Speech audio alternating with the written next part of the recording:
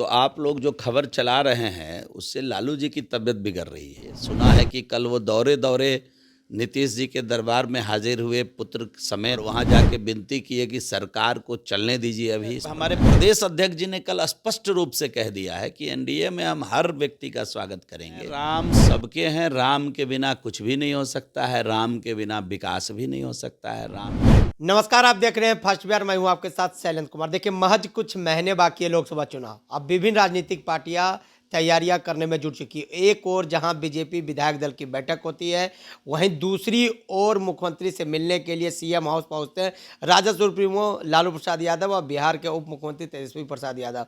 वहीं तीसरी ओर दिल्ली में अहम बैठक होती है। चिराग पासवान जो है लोजपा आर के सुप्रीमो, जीतन राम मांझी जो संरक्षक है हम पार्टी के, वही नई पार्टी बनाए, उपेंद्र कुशवाहा की, तीनों की मुलाकात दिल्ली में होती है। क्या सियासती है, इस सब बातों को लेकर हमारे साथ बातचीत करने के लिए बिहार के पूर्व मंत्री और बीजेपी के से विधायक हैं जीवेश मिश्रा जी।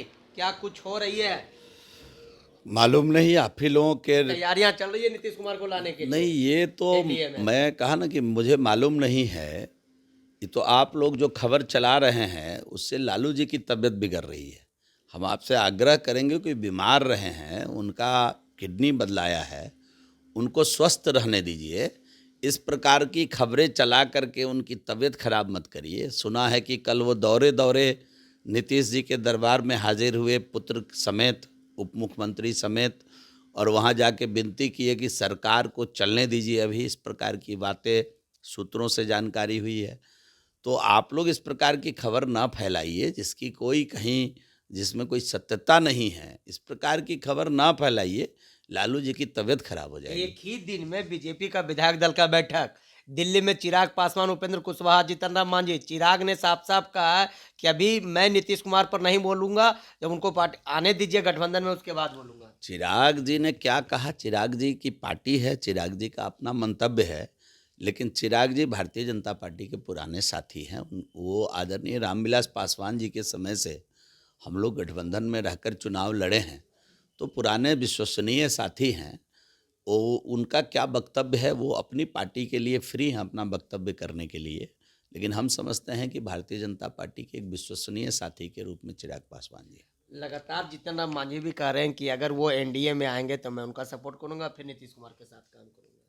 अब ये क्या, मैं मेरे दल की बात हमसे पूछिए।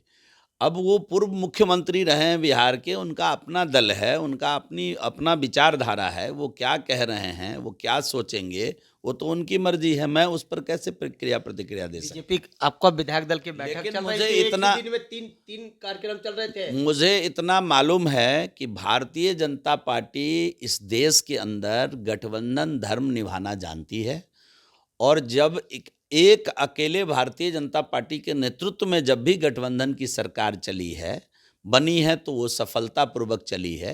वरना इस देश के अंदर कभी भी गठबंधन की सरकार अस्थायी रूप से नहीं चली है। बिहार के मंत्री और नीतीश कुमार के काफी करीबी अशोक चौधरी ने कहा था कि कब कहे हैं अमित शाह कि नीतीश कुमार के लिए दरवाजे बंद है। नहीं, ठीक है, अशोक जी ने क्या कहा? अशोक जी हमारे बड़े भाई भी हैं, अच्छे मित्र भी हैं।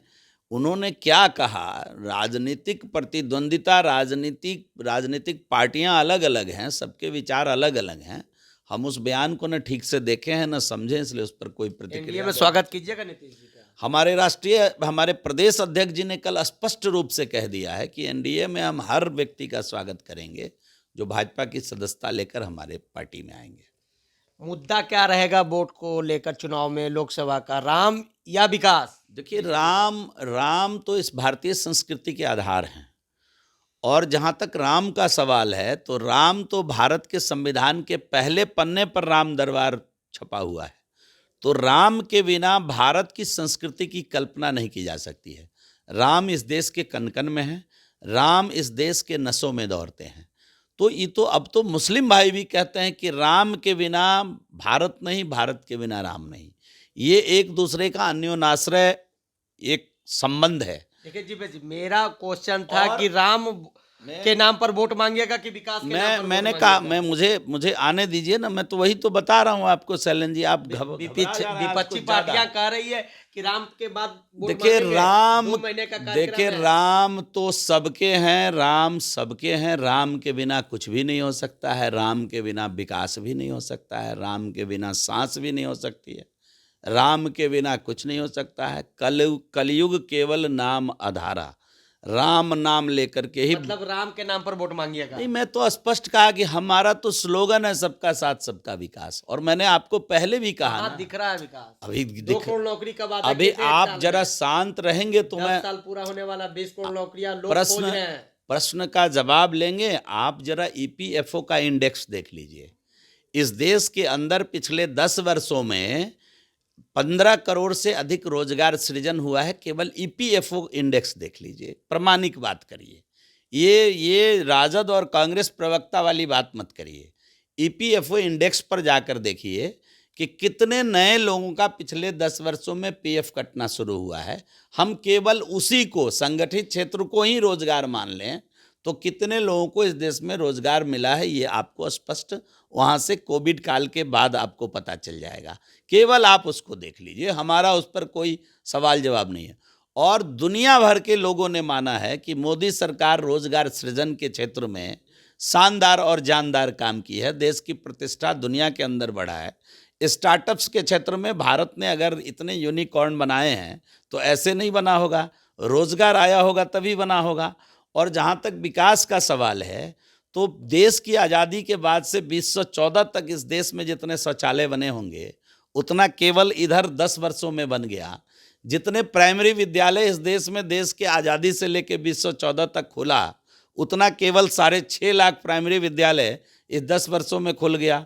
देश की आज़ादी से लेकर के 14 तक इस देश में 700 कुछ विश्वविद्यालय थे और अभी 1100 के आसपास विश्वविद्यालय इस देश के अंदर 10 वर्षों में 400 नए विश्वविद्यालय बनाए गए।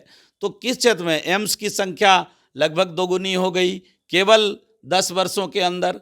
आईआईटी की संख्या बढ़ गई, आईआईएम इस देश के अंदर बढ़ गया। तो विकास किस दिशा में, आप किस क्षेत्र में विकास पूछ रहे हैं? गरीबों के लिए जब एनडीए की सरकार थी तो आप पता कर लीजिएगा 2009 से 2014 तक केवल 25 लाख मकान बने थे और हमने 10 वर्षों में 4 करोड़ गरीबों को पक्का मकान बना करके दिया। और आज के दिन में 81 करोड़ गरीब कल्याण के तहत इस देश के 81 करोड़ लोगों को मुफ्त अनाज मिल रहा है आज।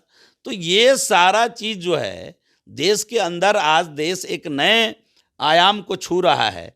दुनिया के अंदर आज देश दुनिया की 5वीं सबसे बड़ी अर्थव्यवस्था बन गई और हमारा लक्ष्य है कि 2027-28 आते आते यह देश दुनिया की 3री सबसे बड़ी अर्थव्यवस्था में शामिल हो जाएगी। यही तो विकास है।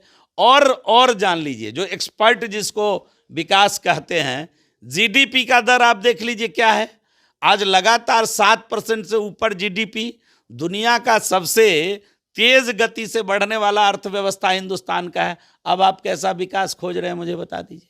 पैनोरमा ग्रुप, जो सोचता है वो करता है।